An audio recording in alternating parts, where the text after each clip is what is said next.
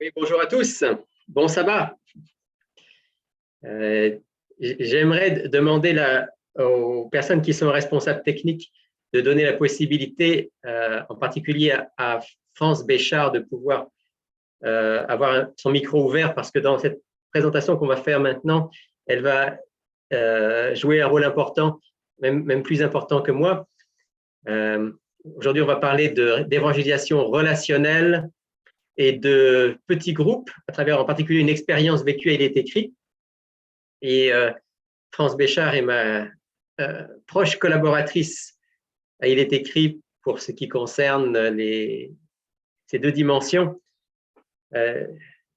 En vous souhaitant donc une bonne journée de sabbat, je vais vous rappeler ce dont on a parlé hier soir pour ceux qui étaient là.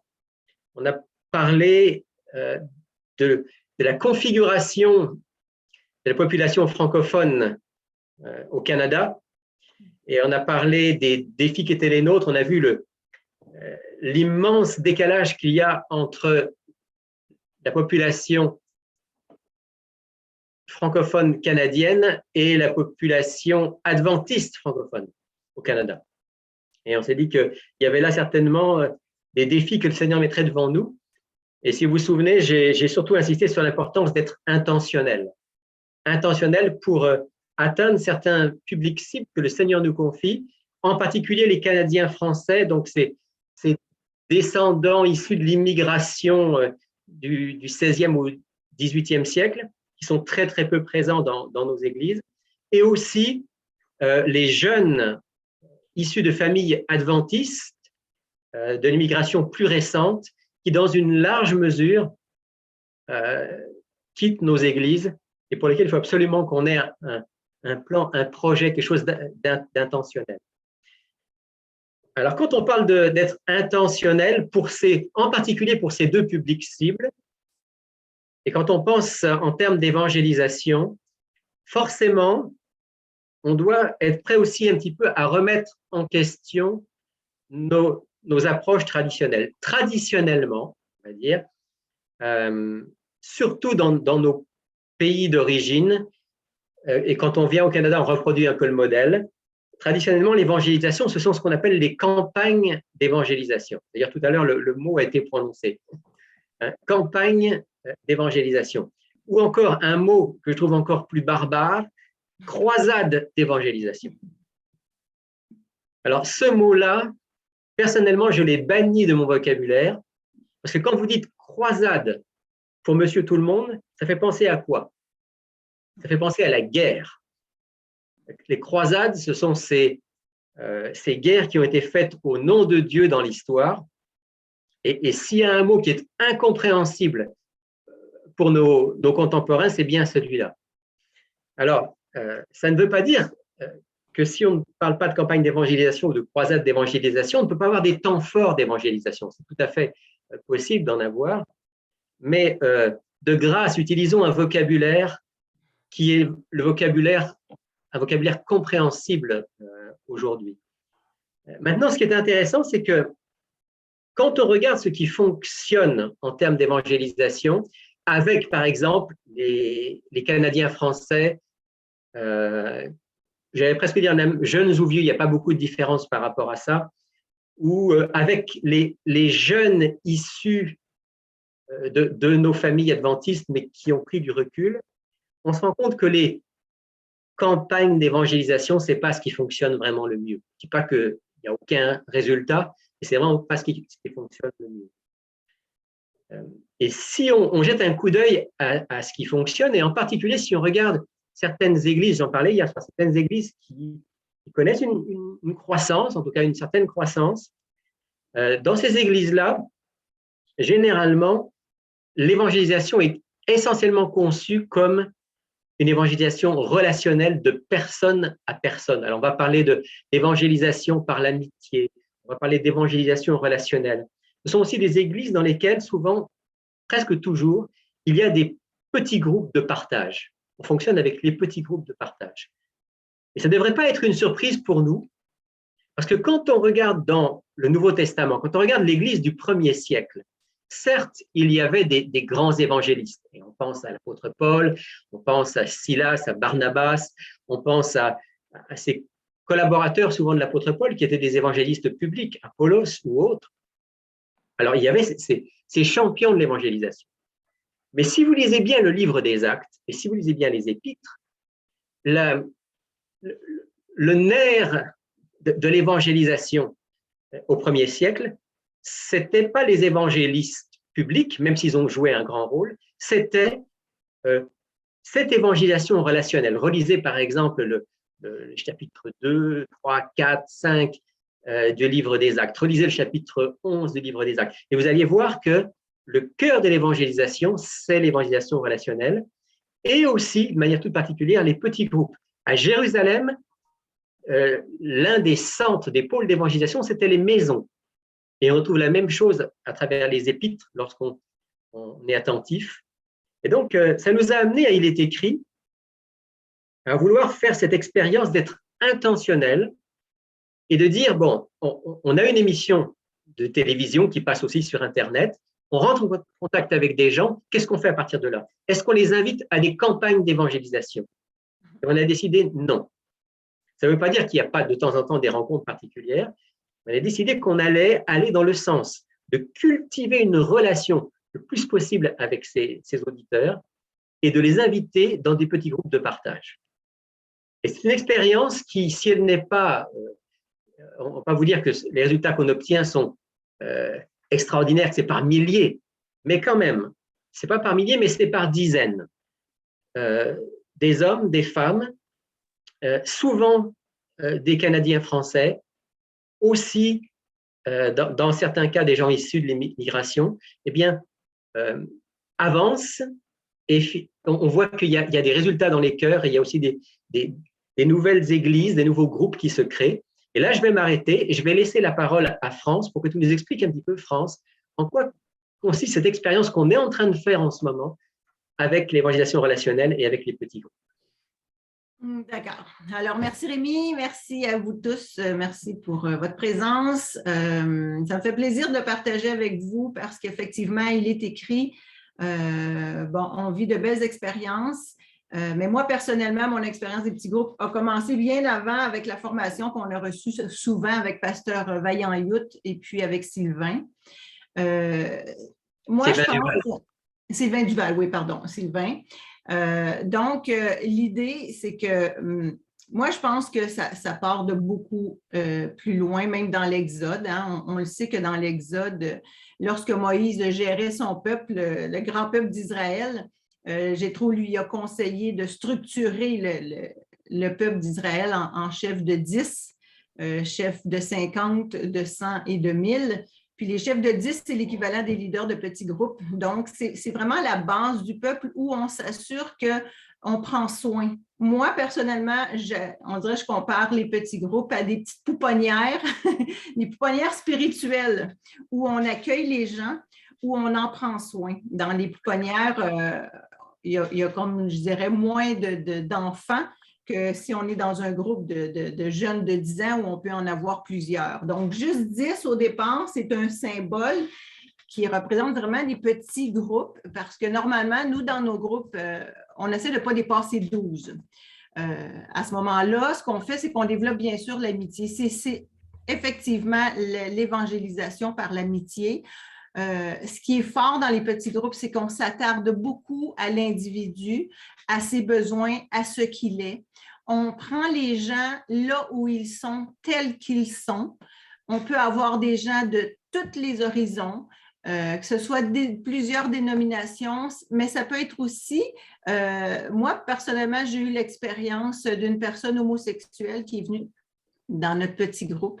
Puis, c'est tellement clair dans ma tête que, comme Jésus faisait, il était au milieu du peuple. Il était avec les prostituées. Il s'assoyait avec les gens de mauvaise vie. Il prenait le temps de parler avec eux. Puis, quand on est intimement en relation avec les gens dans un petit groupe, chacun peut s'exprimer, on apprend à se connaître. Puis, c'est là qu'on voit leurs besoins. C'est là qu'on voit où ils sont et qu'on peut apporter à ce moment-là des enseignements, des paroles d'exhortation, des encouragements vraiment directement reliés à ce qu'ils vivent. Contrairement à quand on est dans des grandes assemblées, on reçoit des messages extraordinaires, c'est sûr, mais chaque individu peut vivre des situations individuelles. Et l'idée d'être dans des petits groupes, c'est que personne n'est oublié. Si la base de l'Église, c'est que chacun, on est dans des petits groupes, bien à ce moment-là, personne n'est oublié, tout le monde est soutenu, qu'on vive des bons moments ou des moins bons. Alors, dans nos petits groupes, il est écrit, quand on voyait, puis là, ça rejoint l'idée de l'intentionnel, quand on voyait qu'il y avait plusieurs auditeurs dans la même région, on les offrait de venir dans un petit groupe. Et aussitôt que 2, 3, 4 personnes dans la même région, on les réunit. On s'assoit dans une maison autour d'une table et on partage la parole et on se parle. On développe l'amitié. Et je vous dirais que par expérience, maintenant, en gardant le côté intentionnel, en visant des régions bien spécifiques où on voit qu'on a plusieurs auditeurs, on a ouvert, on est rendu maintenant à 13 petits groupes, il est écrit. Et puis, nous avons des gens, ça peut être des évangéliques, des baptistes, des catholiques, des gens qui ont étudié avec les témoins de Jéhovah, ça peut être des gens qui sont sans église. Et on développe une réelle amitié, on vit de belles expériences. Et à travers nos fameuses valeurs qu'on met dans tous nos petits groupes, parce que c'est important pour nous, je prends tout le temps l'idée, la comparaison que si vous allez chez Walmart à Sherbrooke ou chez Walmart à Saint-Jérôme ou ailleurs, un Walmart, c'est un Walmart. Donc, les petits groupes, il est écrit, on a des valeurs. Puis moi, je vous conseille de considérer ces valeurs, en particulier celle du respect, de l'acceptation et du non-jugement. Quand les gens se sentent acceptés tels qu'ils sont, ils ne se sentent pas jugés, ils se sentent respectés dans ce qu'ils sont. Ils sont à l'aise de s'ouvrir, ils sont à l'aise de revenir, puis on chemine avec eux et je vous dirais que la notion du temps est importante quand on est dans les petits groupes parce qu'il faut être bien conscient que c'est le Saint-Esprit qui travaille dans les cœurs. Puis le Saint-Esprit nous inspire des sujets d'étude et dans nos petits groupes, on a tout le temps 2 grandes parties. On a une partie qu'on appelle le quad 9. C'est très concret ce que je vous dis là. Le quad 9, c'est comment ça va, qu'est-ce que vous vivez, est-ce que vous vivez une expérience particulière avec Dieu? Et les gens s'ouvrent. Et quand on garde la confidentialité, on garde l'anonymat, les gens se sentent à l'aise et vous ne pouvez pas vous imaginer les expériences qu'on peut vivre. Et ça nous met même à cœur d'appeler les gens en dehors du petit groupe, prendre des nouvelles, prier chaque jour. On se donne des nouvelles de semaine en semaine. Puis, l'autre grosse partie de la soirée, ou de la réunion, c'est l'étude de la parole. Donc, c'est toujours la parole de Dieu qui est rapportée. On rouvre la parole, on s'arrête au texte, on réfléchit ensemble. C'est toujours sous forme de partage. C'est surtout pas sous forme de prédication. Parce que le partage, ça permet aux gens de poser des questions. Ça permet aux gens de réfléchir. On pose des questions en tant qu'animateur, on les fait réfléchir, on veut entendre ce qu'ils ont à dire, puis on va voir ce que la parole de Dieu nous dit. Donc, je vous dirais que cette expérience-là de petits groupes, chaque Église devrait y revenir parce que hier, je me disais, on ne peut pas réinventer la roue. Si Moïse a reçu à travers Jéthro cet appel de structurer le peuple d'Israël à partir de petits groupes, Jésus lui-même a instauré le premier petit groupe de 12 avec ses apôtres et il a formé 3 leaders en particulier, Pierre, Jean et Jacques, où ils ont eu des moments particuliers avec eux, il les a formés plus spécifiquement. Bien, je pense que l'Église est appelée à faire de même. Puis, je vous dirais qu'aujourd'hui, il est écrit, je vous disais qu'on a à peu près 12-13 petits groupes. On a plus de 60 non-adventistes dans nos petits groupes. Donc, ça, c'est des non-adventistes qui cheminent chaque semaine en relation, parce que c'est le côté relationnel qui est très important ici. Puis, on développe vraiment des amitiés. Alors, on a près de 150 personnes dans les petits groupes jusqu'à maintenant. Ça inclut des leaders, ça inclut des adventistes qui sont en formation, ça inclut des anciens adventistes qui reviennent dans les groupes. Et maintenant, ce qu'on a à cœur de faire, c'est que on veut, dans une période peut-être aux 6 mois ou aux 4 mois, réunir des petits groupes d'une même région et peut-être 1 ou 2 fois par année, réunir les petits groupes de toute la province d'Île est écrit, tous les auditeurs d'Île est écrit qui sont dans les petits groupes, et faire des événements particuliers. Et je vous dirais que l'aspect, tu sais, quand on disait hier, Rémi t'a rapporté une citation qui disait les hommes cherchent des méthodes et Dieu cherche des hommes. Ça m'a vraiment accroché parce que, effectivement, pourquoi refaire la roue? Le principe des petits groupes fonctionne. C'est sûr que oui, on peut faire beaucoup d'autres choses pour rejoindre les gens, mais le petit groupe, ça nous a été donné par Dieu. On rejoint les cœurs, on rejoint les esprits, on développe l'amitié. L'évangélisation par l'amitié a fait ses preuves. Donc, je crois que c'est important d'être conscient que l'Église se réunit le sabbat, mais en semaine, il faut qu'il y ait une vie à l'extérieur du sabbat. Il faut qu'il y ait une vie d'église à l'extérieur du sabbat. Puis les petits groupes, c'est un petit peu la deuxième aile d'un oiseau. Si on a juste une aile, l'oiseau tourne en rond, mais quand on a les 2 ailes, le sabbat et en semaine, dans les maisons, dans les petits groupes, ça renforce. Et je vous dirais que ça évite l'apostasie dans le sens que quand on est en contact, on ne laisse pas partir parce que les gens se sentent aimés, se sentent soutenus et ça crée des liens. Donc, les gens restent dans le petit groupe de Bois des Filions. Ça fait 6 ans que le groupe existe. Ça fait 6 ans. On a eu 5 baptêmes. Nous sommes en préparation pour 2 autres baptêmes. Et je vous dirais que les 3 petits groupes de la Rive-Nord, à l'aide de ces 3 petits groupes-là, qui est Joliette, Bois des Filions et Sainte-Marthe, on est en train de mettre en place un projet d'implantation d'église. Donc, les petits groupes, c'est la base où on va chercher les gens, où on les accompagne. Et ensuite, on réunit ce beau monde-là. On a commencé 1 fois par mois dans une salle. On réunit ces gens-là, toujours sous le chapeau d'Il est écrit. Puis les gens avancent. Puis là, nos nouveaux baptisés, maintenant, on est rendu à l'étape où on va distribuer des tâches. Ça nous prend un secrétaire, ça nous prend une trésorière, ça nous prend quelqu'un pour l'école du sabbat, ça nous prend quelqu'un pour l'évangélisation, ça nous prend des diacres. Alors, on est en train d'instaurer un projet d'implantation d'église à partir des petits groupes. Donc, je vous dirais que c'est des outils extraordinaires d'aller chercher les gens à travers les petits groupes parce qu'on peut fonder des églises, on peut développer beaucoup le projet, la mission que Jésus nous a donné.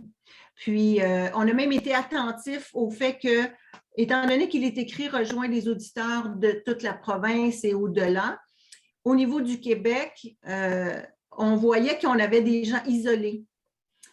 Donc, avec le multimédia, ça, c'est un outil qui est important d'utiliser. C'est une technologie extraordinaire. On a des gens d'Abitibi, des gens de Gaspésie, des gens de Saint-Georges-de-Beauce, des gens de Chicoutimi, de toutes les régions du Québec, et on a ouvert un petit groupe interrégional. Donc, dans ce petit groupe-là, c'est tous des gens isolés, mais grâce à la technologie avec le Zoom, on a démarré un petit groupe en après-midi. C'est Rémi puis pasteur Roland Geyser qui s'en occupe. Mais vous voyez les possibilités, même si les gens sont isolés puis on ne peut pas se voir en personne à cause de la distance, on peut quand même nourrir des âmes, on peut quand même les amener à maturité, découvrir les vérités bibliques. Parce que l'objectif, il ne faut pas oublier que l'objectif, c'est de les amener à Christ, de les amener à ouvrir les Écritures. Parce que vous allez voir qu'il y a beaucoup de croyants, de chrétiens qui ne lisent pas leur Bible et qui découvrent des choses extraordinaires. On a un monsieur en particulier dans notre groupe, dans un de nos petits groupes, ça fait 25 ans qu'il est chrétien, il était évangélique. Il est arrivé avec nous dans les petits groupes, il a découvert l'Ancien Testament. Parce que dans son église, on parle de l'Évangile, on parle du Nouveau Testament, mais on ne lit pas l'Ancien Testament. Il n'avait jamais étudié la Genèse. Donc, le fait d'ouvrir la parole de Dieu, de décortiquer les textes, de réfléchir ensemble, ça permet de poser des questions, ça permet de faire des lumières. Donc, c'est extraordinaire. Je vous dirais que c'est une méthode à ne pas négliger. On a vu vraiment des progrès dans la vie des gens. Puis les baptêmes se multiplient. Juste sur la Rive-Nord, on a près d'une trentaine de personnes dans nos petits groupes. C'est tous des auditeurs non adventistes. Alors, dans les groupes, je vous dirais que les 3 leaders, c'est des adventistes qui sont formés et tout le reste, c'est des visiteurs. Ça, c'est tellement motivant pour nous, les adventistes, pour nous qui sommes impliqués. Et puis, on forme des leaders et je vous dirais qu'à Joliette, présentement, la personne qui est leader du groupe de Joliette, elle est venue à travers les petits groupes. Elle a été baptisée et maintenant, elle est leader d'un groupe. Donc, nos futurs piliers, quand on dit « Seigneur, envoie-nous des ouvriers dans la moisson », eh bien, nos gens qui viennent dans les petits groupes et qui grandissent dans les petits groupes vont devenir les futurs leaders des petits groupes. Et ils se sentent motivés, engagés, et ils ont déjà une mentalité de proximité, de relation, d'aller chercher les cœurs. Donc, voilà, c'est un petit peu ce qu'on vit. Il est écrit, je ne sais pas, Rémi, si j'oublie quelque chose ou si tu voudrais rajouter.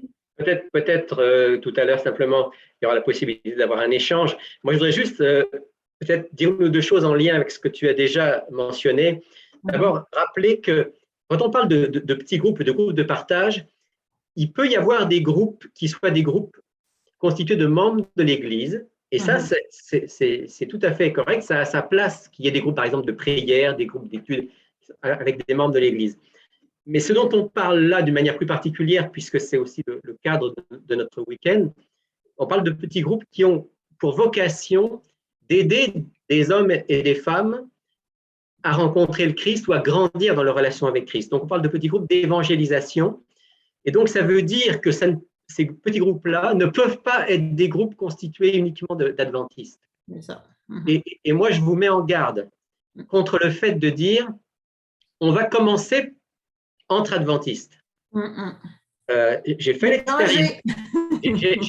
l'expérience et ça n'a pas fonctionné. Et donc, quand on a démarré les petits groupes, on s'est dit un petit groupe, un groupe de partage au centre il est écrit par exemple, ne peut pas fonctionner s'il n'y a pas au minimum une personne non adventiste, et c'est vraiment le minimum du minimum. Ce qu'on veut, c'est qu'il y en ait 2, 3, et que, en fait, le petit groupe, il fonctionne d'abord et avant tout pour ces personnes-là, avec ces personnes-là comme objectif pour les aider à grandir. Donc ça, c'est vraiment un point important. Ce qui ne veut pas dire qu'un petit groupe entre adventistes pour se faire du bien ne puisse pas exister. Absolument, ça peut avoir sa raison d'être. Mais il faut absolument qu'on ait des petits groupes qui soient des petits groupes d'évangélisation et de partage. Maintenant, pour qu'il y ait des gens qui viennent dans ces petits groupes, ça veut dire qu'il faut qu'on doit avoir des amis, on doit avoir des connaissances, on doit créer des relations. Bon, alors, en ce qui nous concerne, au niveau d'Il est écrit, c'est sûr qu'on va chercher des auditeurs avec qui on a créé une relation personnelle. Mais pour ce qui est de n'importe quelle église au Canada, ça veut donc dire qu'on doit être mêlé aux gens, on doit avoir des relations. On ne doit pas avoir que des amis adventistes. Et ça, c'est quelque chose d'extrêmement important, cette dimension relationnelle qui va permettre de nourrir justement les petits groupes. Personnellement, je participe donc à 2 petits groupes chaque semaine. Tu l'as mentionné, France, un le mardi, qui est un petit groupe interrégional sur Zoom. Le deuxième, c'est un groupe dans ma région, donc dans la rive sud de Montréal. Dans chacun des 2 petits groupes, on a entre 7 et 9 personnes non adventistes.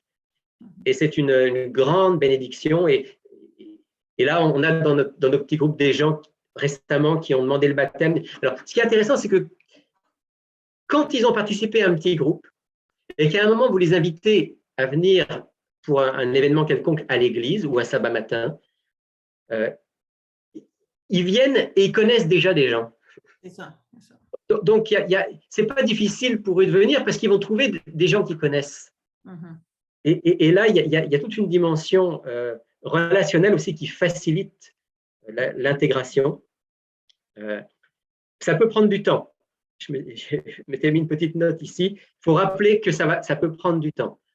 Surtout avec des Canadiens français. Vous ne les invitez pas dans un petit groupe le mardi, puis le samedi, ils sont à l'église. Ça peut arriver. Mais généralement, ce n'est pas comme ça. Généralement, il va y avoir des semaines et des mois parfois des années. Ouais, des années. Des années de relations, d'études de la Bible ensemble. On a confiance, on s'approche du Christ ensemble, on est devenus des amis. Puis, à un moment, ils vont vouloir aller plus loin. Et ça, je pense que c'est vraiment important qu'on ait cette persévérance au niveau de nos petits groupes. Voilà, il y a beaucoup de choses à dire, mais peut-être on va s'arrêter là et simplement avoir la possibilité d'avoir des réactions, des expériences, des choses qui vont pouvoir être ajoutées. Mais je vais dans le même sens que disait France. Je crois vraiment que cette dimension de la relation, de l'évangélisation par la relation et l'amitié et l'implantation de petits groupes d'évangélisation, c'est au cœur du projet de Dieu pour notre Église ici au Canada.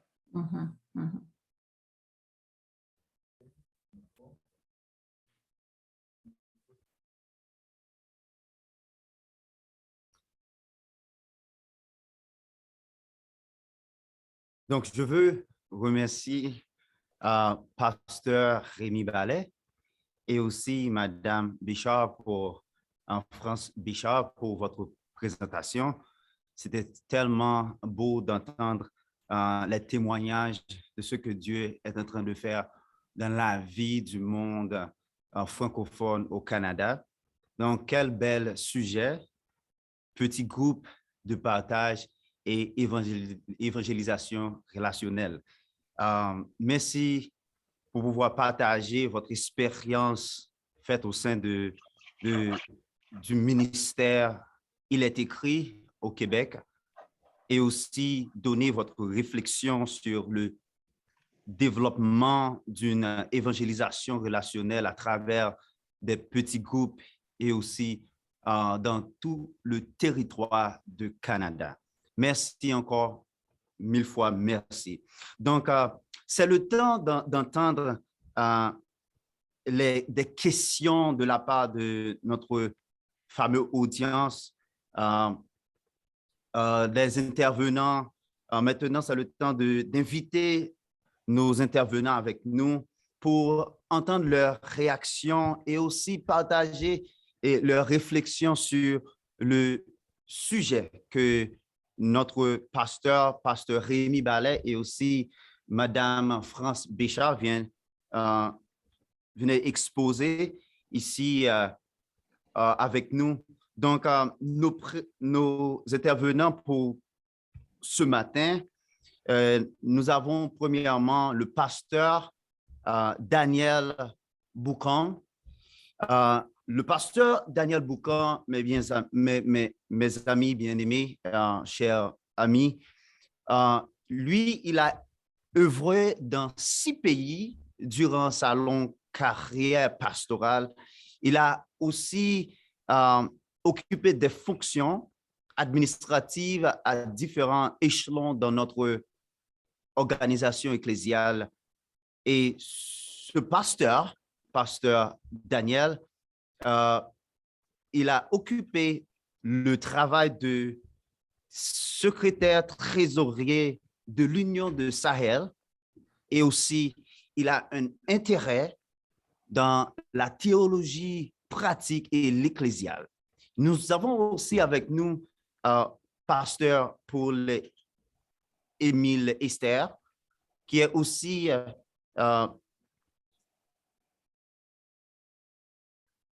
une pasteur pour la Conférence de Québec. Elle travaille depuis 15 ans pour la Conférence de Québec et aussi maintenant, elle est le pasteur de l'Église Saint-Léonard et Repentigny, chef des départements du ministère de la prière.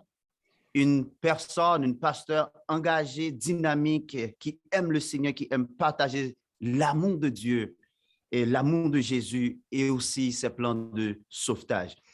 Et aussi une pasteur spécialisée dans l'implantation d'églises.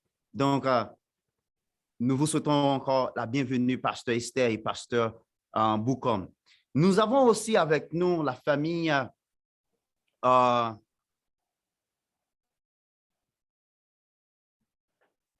OK.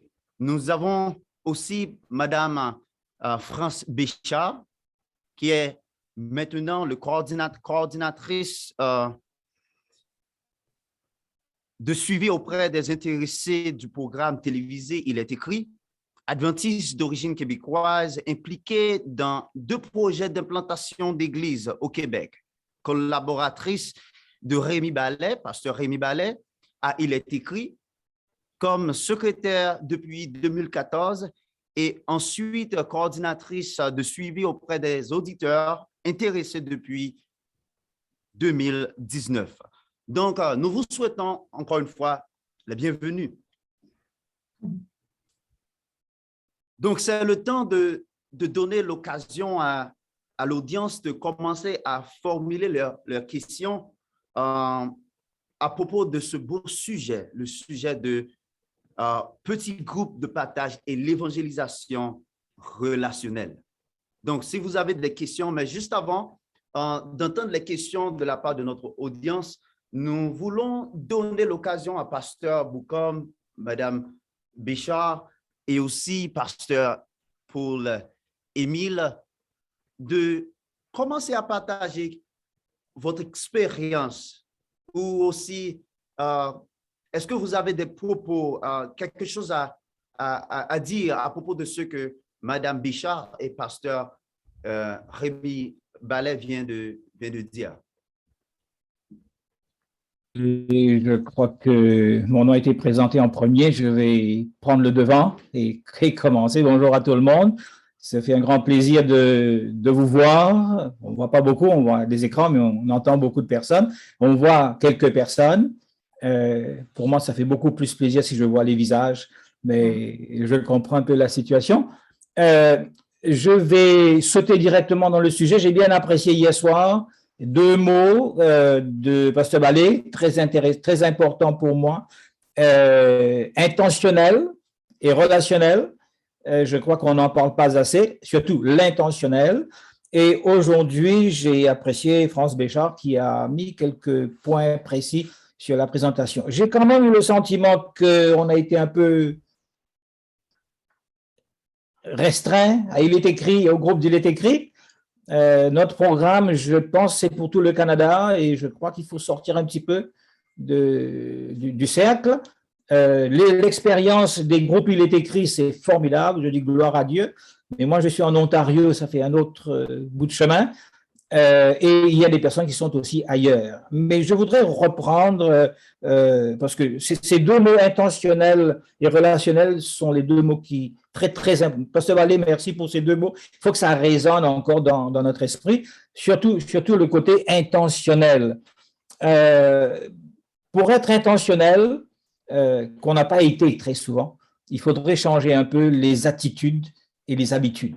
Et je crois que ça, c'est une des difficultés que l'on a le plus souvent en tant qu'Église adventiste. Je pensais à ce que France Béchard disait tout à l'heure concernant l'implantation d'une église. Ça me fait peur parce que je vois le risque et le danger du système de l'église qui a déjà un moule où on va structurer les nouveaux d'après l'ancien moule et puis pour moi, c'est un risque. C'est un plaisir d'entendre parce que j'ai eu la joie de voir de nouvelles églises et d'aider et d'implanter des églises, mais il y a quand même des dangers parce qu'on retombe dans les traditions et puis ça empêche le progrès. Donc, il faudrait peut-être réfléchir à cela.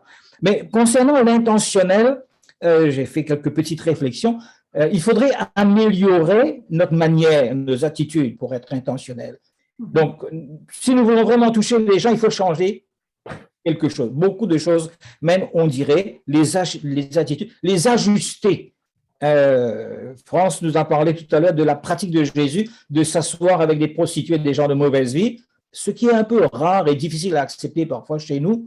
Il faut que cela arrive et que l'on s'y retrouve. Je vais citer 2 cas que nous expérimentons en ce moment même, pas au Québec, en Ontario, mais ça va vous intéresser beaucoup plus envers les franco-canadiens, caucasiens. Ce qui est pour nous une expérience qui est vraiment extraordinaire. On l'a commencé et on voit l'engagement je vais vous en parler pour donner la pratique, parce que je pense qu'il faut être beaucoup plus pratique que d'être dans la théorie. La première chose que je voudrais mentionner, c'est reprendre cette idée de l'intentionnel, c'est-à-dire qu'il nous faut revoir avec intentionnalité, si je peux me permettre, certaines attitudes. Il faut s'adapter et il faut être conscient que l'on doit s'adapter.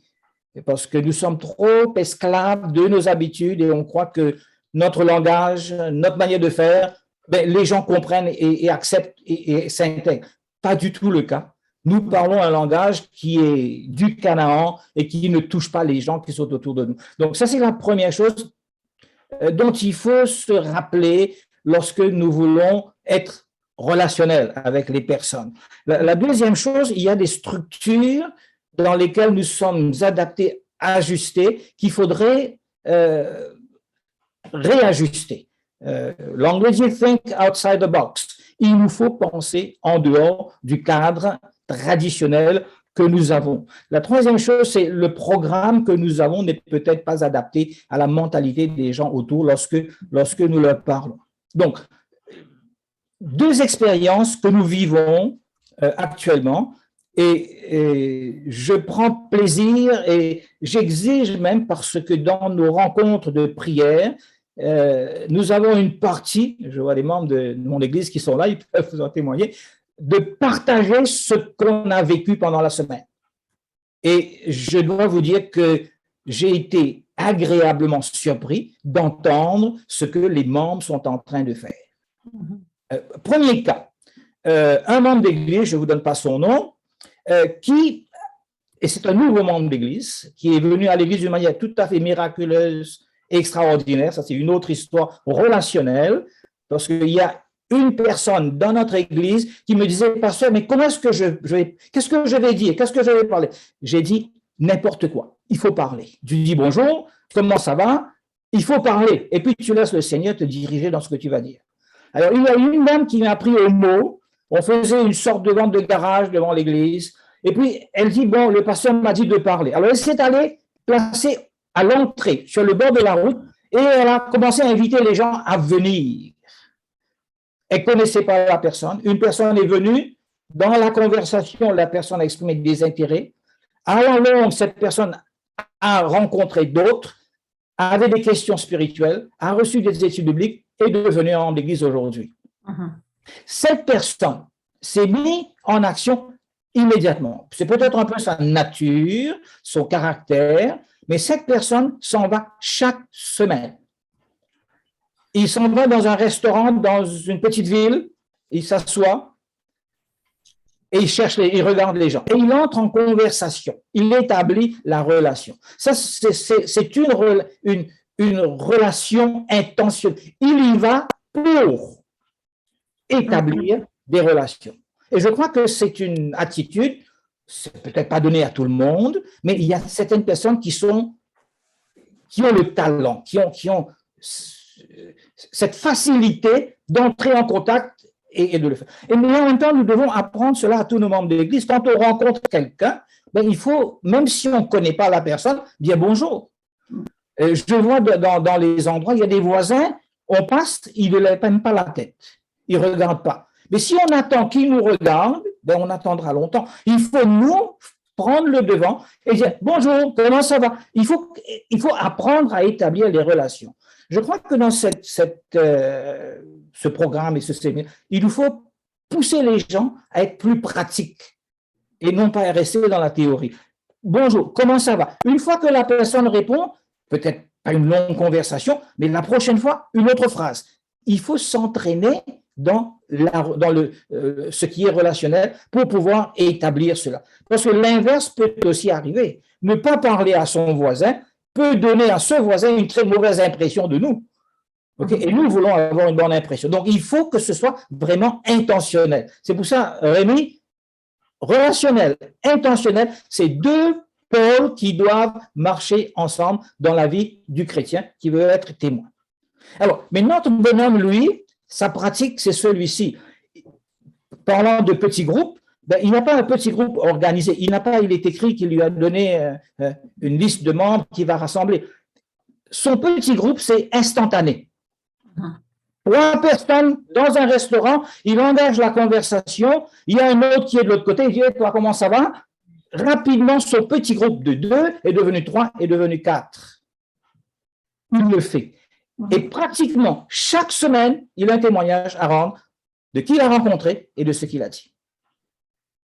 Et je le félicite parce que j'ai toujours encouragé les gens à ne pas être dans le rapide, parce que semer, ça prend du temps. La deuxième chose, c'est qu'il improvise des groupes.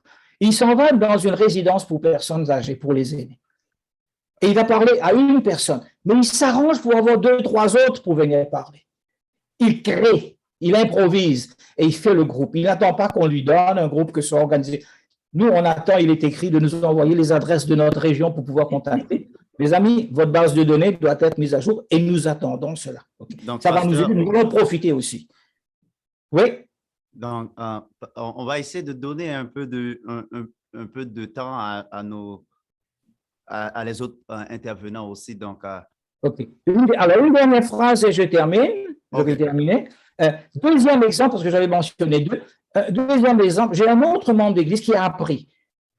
Partout où il passe, il rentre en contact avec les gens, il leur parle. Il surveille sur la route n'importe qui fait le pouce, qui a besoin d'être pris en charge pour être transporté. Il a toujours du matériel avec lui et il va distribuer. Et pratiquement chaque semaine, il y a quelqu'un qui l'a rencontré et qui l'a parlé. Et les petits groupes, on ne les a pas énormément, mais on a commencé à établir la relation avec une intentionnalité de toucher les gens et de se faire des amis. Il y a beaucoup de choses qu'on aurait pu dire, mais je vais laisser la place aux autres. Merci beaucoup, Pasteur Daniel Bocom. C'est bien dit, c'est bien dit, c'est bien noté. Donc, nous avons aussi avec nous Pasteur Esther Paul-Émile et Madame France Béchard et aussi la famille Michel et Carmen Allard avec nous. Donc, je vais vous donner un peu de temps aussi à vous exprimer à propos de ce beau sujet assez intéressant que Pasteur Daniel était tellement passionné de partager. Donc, merci encore, Pasteur Daniel. Donc, le temps est à vous, Pasteur Esther, Madame Béchard et aussi la famille Allard.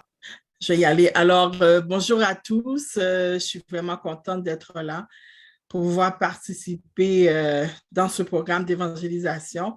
Mais tout ce que Pasteur Daniel disait, mais c'était moi. Parce que je suis toujours intentionnelle quand je sors. Je prie et je dis, Seigneur, utilise-moi. Et il envoie toujours du monde sur mon chemin. Je peux aller chez Maxi. Je pars, puis je vois des gens qui viennent vers moi me poser une question et ça finit par une conversation. Maintenant, je prends le téléphone de ces personnes-là et je les dirige à l'église. Ce que je fais aussi, je fais un follow-up comme pour voir comment la personne va. J'appelle la personne, je prie avec elle, je m'intéresse à ses besoins et par la suite, on crée une amitié. Et par la suite, on fait des études bibliques et je les dirige dans le secteur où ils habitent. Alors, moi, j'ai travaillé j'ai plusieurs expériences comme implantation d'église. J'ai participé au moins dans 4 ou 5 projets d'implantation et par la grâce de Dieu, ces projets sont devenus des églises et ces églises-là maintenant font partie de la communauté des Adventistes de la Conférence du Québec.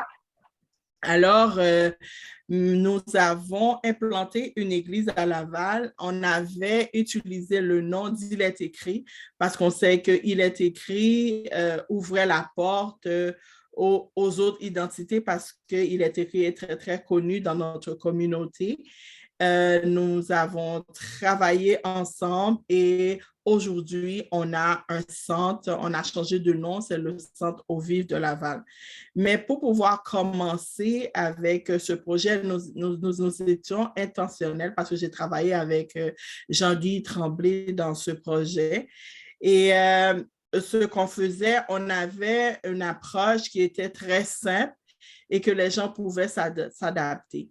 On s'est aussi intégré dans le foyer des gens. On utilisait la liste Il est écrit, puis on allait, on disait aux gens, nous sommes dans votre secteur, puis on veut juste vous visiter et prier avec vous. Et la plupart du temps, les gens étaient très ouverts. On a aussi utilisé un sondage pour pouvoir connaître les gens un peu plus et savoir s'ils avaient de l'intérêt pour les programmes religieux. Et par la suite, on avait eu une liste de gens, de personnes qui étaient intéressées et lorsqu'on avait des activités, on pouvait les inviter. Alors, on a utilisé toutes sortes de stratégies pour être en contact avec les gens. On a fait des programmes sur la santé et autres. On les invitait, puis ils venaient. Aussi, lorsqu'on parle de petits groupes, comme le pasteur Rémi avait dit et les autres, il faut être intentionnel, mais il faut être aussi ouvert à toute communauté. Alors, je me rappelle lorsqu'on a établi le centre Il est écrit de Laval, ce n'était pas un centre pour les Africains, pour les Haïtiens, pour les Québécois et autres, mais le centre était ouvert à tous. La personne catholique trouvait sa place, le musulman trouvait sa place, l'Haïtien trouvait sa place, l'Africain trouvait sa place, le Québécois trouvait sa place. Alors, on avait utilisé un langage, on avait utilisé le français et que chaque personne qui venait au centre se retrouvait. Et ce qui était important aussi, c'était l'accueil. L'accueil est extrêmement important. L'accueil va beaucoup marquer les gens. Je me rappelle lorsqu'on devait faire l'ouverture du centre parce qu'avant, j'avais au moins 6 groupes. Avant d'ouvrir le centre, j'avais 6 petits groupes. J'avais un lundi, dimanche, ça veut dire toute la semaine, excepté vendredi, je n'avais pas de petits groupes et je prenais plaisir parce que tous ces petits groupes, c'était des personnes non adventistes. Alors, lorsqu'on a ouvert le centre, Il est écrit de Laval, il y avait au moins 25 visiteurs qui étaient là et il y avait plus de visiteurs et moins d'adventistes qui étaient présents. Alors, on a travaillé avec les gens, puis même les non-adventistes participaient aussi au porte-à-porte, faisaient du porte-à-porte parce qu'on les intégrait graduellement, je veux dire, et on étudiait ensemble la parole de Dieu. Je voudrais aussi répondre à une question au niveau des jeunes. Pourquoi les jeunes quittent l'Église? Je vais être très sincèrement avec vous. Je suis encore jeune adulte. Il y a aussi la non-transparence des leaders et des membres d'Église. Je m'explique. Il y a trop d'hypocrisie parmi nous. Il y a trop de chicane parmi nous. Il n'y a pas vraiment de l'amour. Et on voit que Jésus, comme si je n'extrapole pas, je ne dis pas c'est tout le monde, mais par contre, il faut qu'on travaille sur nous, sur ces relations, les relations que nous avons parmi nous, pour être en mesure d'amener les autres à Christ, mais nous devons être unis aussi, nous devons nous aimer. Et on voit que Jésus a donné l'exemple. Il a donné l'exemple dans Romains, dans Actes chapitre 1, versets 8 et versets 13 et 14. Intentionnellement, Jésus a dit aux disciples, vous allez recevoir une puissance de Saint-Esprit survenant sur vous et vous serez mes témoins. Alors, ce que les disciples ont fait, alors ils sont rentrés en eux-mêmes, alors ils sont allés dans la chambre haute où ils ont recherché Dieu. Et au verset 14, il est dit, tous d'un commun accord persévéraient dans la prière avec les femmes et Marie, mère de Jésus, et avec les frères de Jésus. Et on voit le résultat au chapitre 2, ils ont reçu le Saint-Esprit. Et ces mêmes personnes-là il y a plusieurs personnes qui ont accepté Dieu dans leur vie, qui ont été baptisées. Et on voit que ces mêmes personnes-là qui furent baptisées, et eux autres aussi, ils persévéraient dans la foi, dans la prière, et ils partageaient aussi. Ça veut dire que le partage au niveau de l'évangélisation est aussi important. Au centre, il est écrit de Laval, lorsqu'on l'a établi, la nourriture était présente à tous les samedis. Alors, quand les gens venaient, et quelle que soit l'activité qu'on faisait, on donnait une collation, on permettait aux gens de partager, de se parler. Alors, ça a permis que les gens avaient créé des liens. qui fait qu'aujourd'hui, que le centre est encore viable.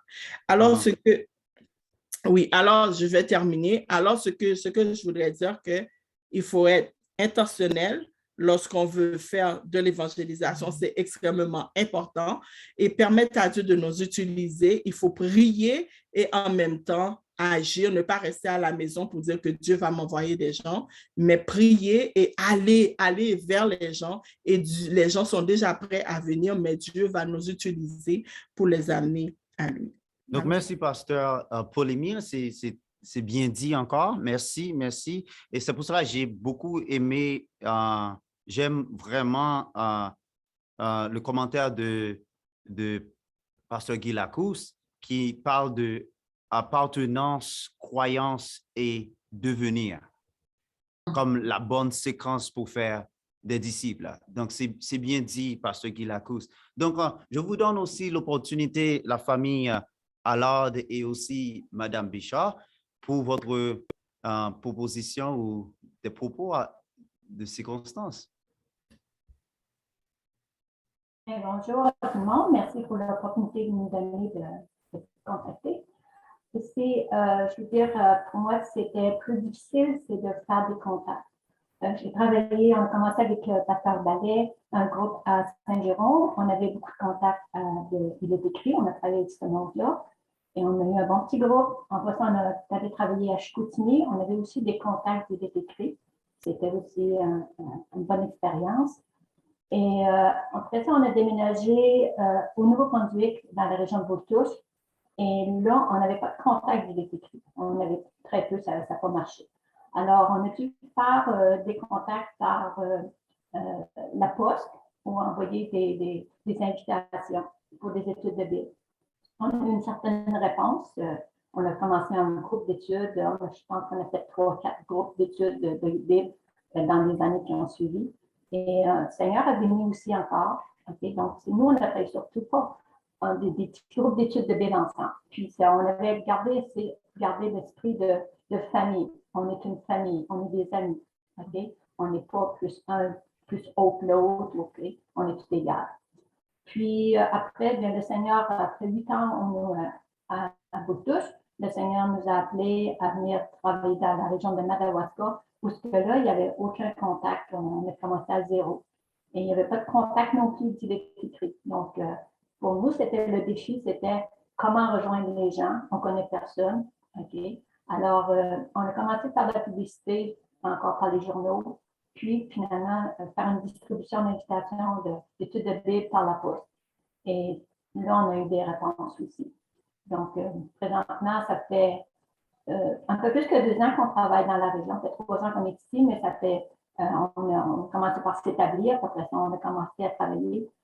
Et on peut dire que le COVID nous a vraiment dérangés dans nos études, dans notre suivi à cause qu'on ne peut pas rejoindre les gens. Et on fait une église maison. Alors, finalement, bien, au bout d'1 an de travail, on a eu une personne qui s'était fait baptiser. Puis, après, elle a invité quelqu'un, un copain, à prendre des études de Bible. Et lui-ci, l'été passé, cet été, l'été passé, c'est-à-dire, il était lui-ci baptisé. Donc, on a 2 baptêmes dans 2 ans. Puis, après ça, on a d'autres étudiants présentement aussi qui se sont ajoutés à travers ces contacts-là. Alors, on remercie le Seigneur pour le travail qu'il fait. Et maintenant, ça, c'était surtout ma part, mais Michel aussi a commencé un travail dernièrement, à cause que maintenant les restrictions sont passées, on peut plus aller vers les gens. Alors, Michel va nous partager.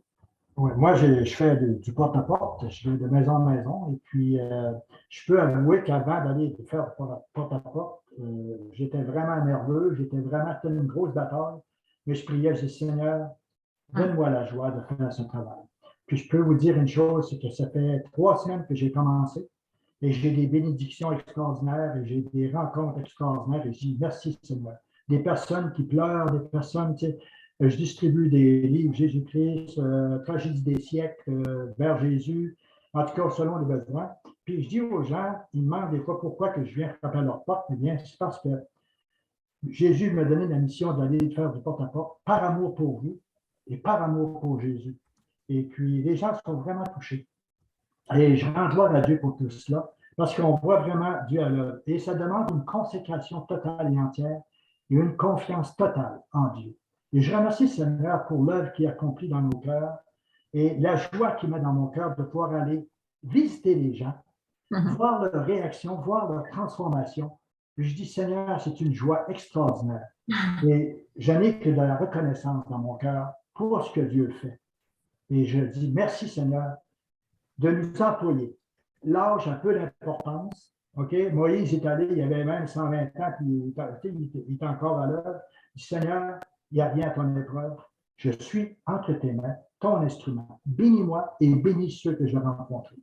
Et puis, j'aurais des témoignages extraordinaires à dire. Merci, Seigneur. Amen. Amen. Merci, M.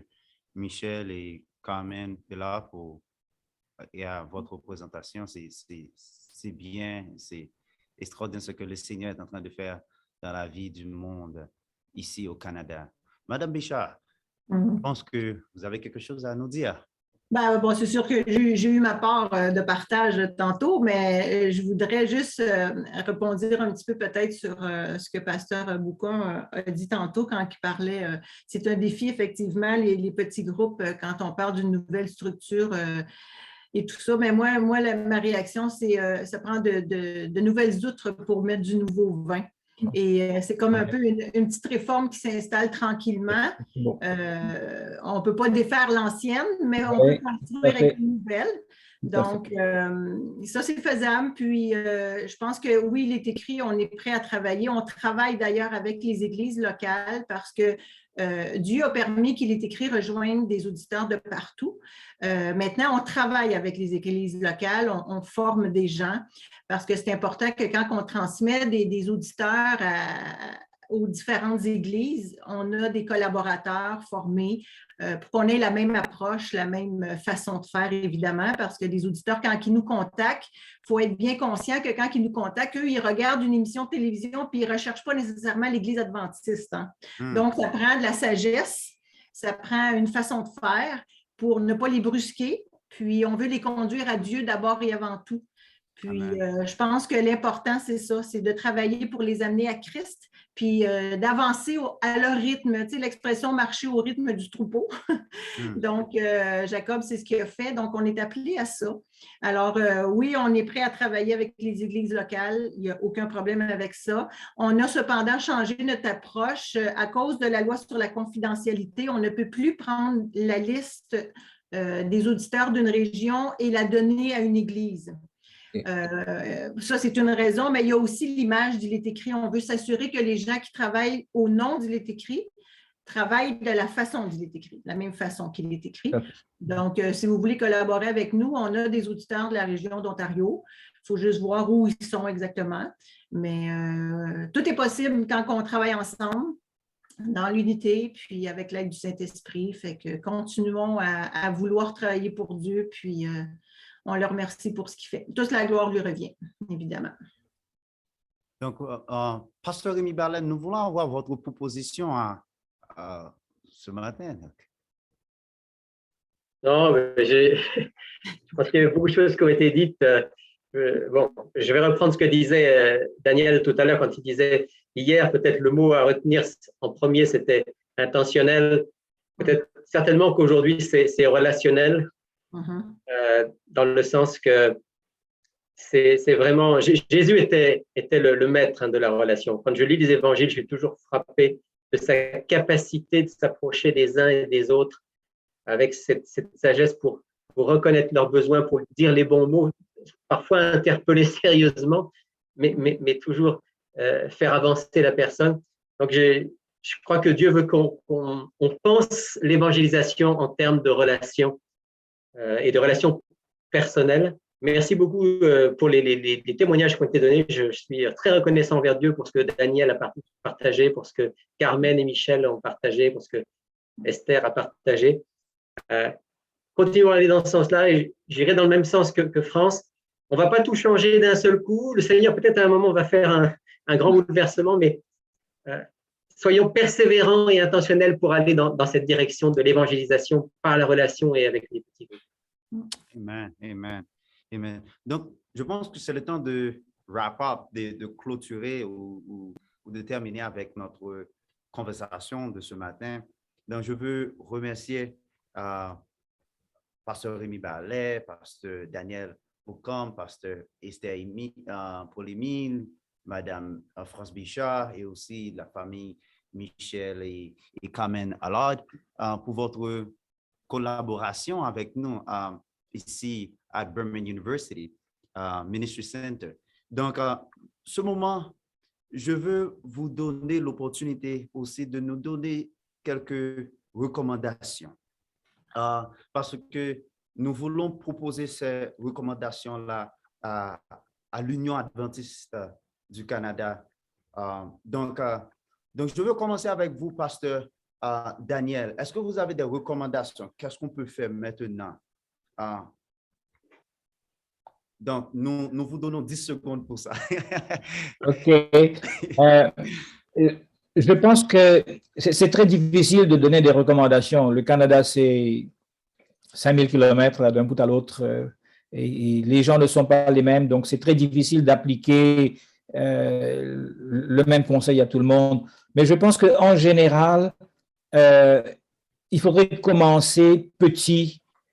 Les responsables devraient pouvoir, connaissant le membre d'Église, repérer qui sont ceux qui sont capables d'établir des relations et puis de les orienter dans cette direction pour être un exemple, un modèle de contact. C'est très difficile d'avoir tous les membres d'Église qui sortent et qui commencent à parler aux gens. Ça n'arrive jamais jusqu'à présent, du moins. Mais je pense qu'il faut commencer petit. Faire un repérage des personnes qui sont capables. Moi, j'ai une petite église, mais je dois dire, je suis béni de ce que j'ai. Quand on a 12 personnes à la réunion de prière, j'en ai 8 qui ont fait quelque chose pendant la semaine. Et donc, c'est devenu un peu contagieux aussi. Et c'est peut-être cela l'idée, d'avoir 1 ou 2 personnes qui vont répandre la contagion avec les autres et montrer que c'est possible et que ça porte du fruit. Et commençons avec quelques-uns, et encourageons les activités individuelles et personnelles qui permettent aux membres d'avoir de la joie, d'avoir partagé. Et ensuite, troisième chose que je voudrais mentionner, c'est enseigner à nos membres à faire ces gestes simples, d'être un bon voisin, de s'intéresser aux besoins des autres, d'être prêt à aider quelqu'un qui se trouve dans une situation et de faire tout ce qui est possible. Un sourire peut être le début d'une grande aventure. Ça, on en a fait l'expérience. Et je crois les petites choses que nous croyons quelquefois négligeables ou inutiles valent des fois de grandes choses pour les gens qui sont autour de nous. Merci. Pasteur Émile? Moi, je dirais il faut en parler, OK? Puis il faut aussi train. J'ai oublié comment dire ça. Oui, donner aux gens la formation des petits groupes, donner-leur la possibilité de vivre une expérience, même s'il n'y a pas de visiteurs, mais on leur donne la formation, puis on les équipe, puis après ça, ils peuvent aller. Il y a des gens, pour les gens qui sont gênés, qui ne peuvent pas parler, mais une pancarte, on écrit, on met une image, on met un beau sourire, on dit Jésus vous aime, gardez le sourire. Ça, on se met dans un coin de la rue, puis les gens passent, puis ça peut faire toute une différence. Il faut trouver une façon de s'arranger pour que les gens puissent nous voir, quels que soient les dons et les talents que Dieu nous a donnés. Les gens peuvent voir qu'il y a une différence. C'est comme ramasser les feuilles dans la rue. On met le chandail d'explorateur ou bien on met des t-shirts, on ramasse les feuilles, on nettoie ou bien on va tondre le gazon chez le voisin qui est âgé ou qui est malade. Fait que quel que soit ce qu'on peut faire pour amener les gens à Christ, il faut le faire. Aussi, il faut qu'ils se sentent en sécurité, pas jugés. Il ne faut pas juger les gens, les accepter tels qu'ils sont parce que nous, on n'était pas mieux, mais Jésus est venu nous rejoindre là où nous sommes. Alors, nous devons être en mesure de les accepter comme comme France avait dit, quel que soit le statut de la personne prostituée, alcoolique et autres, mais que la personne se sente en sécurité.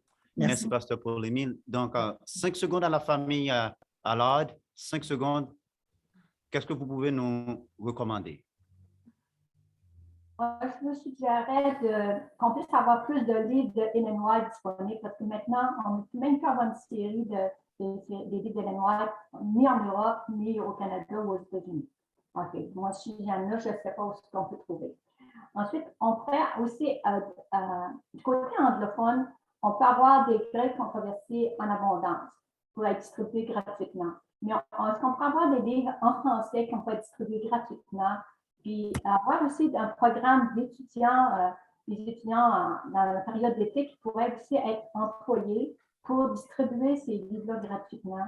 Et donc, ça pourrait aussi être une bonne semence pour la parole de Dieu de cette façon aussi, avec Israël vraiment étant identifié. OK. Puis, ce qui est important aussi, c'est d'être vrai, que les gens puissent voir l'amour de Jésus en nous, pas nous voir nous, mais Jésus à travers nous. Amen. Merci. Merci encore, 1000 fois merci. Donc, nous allons avoir encore une autre présentation avec Pasteur Rémi Ballet.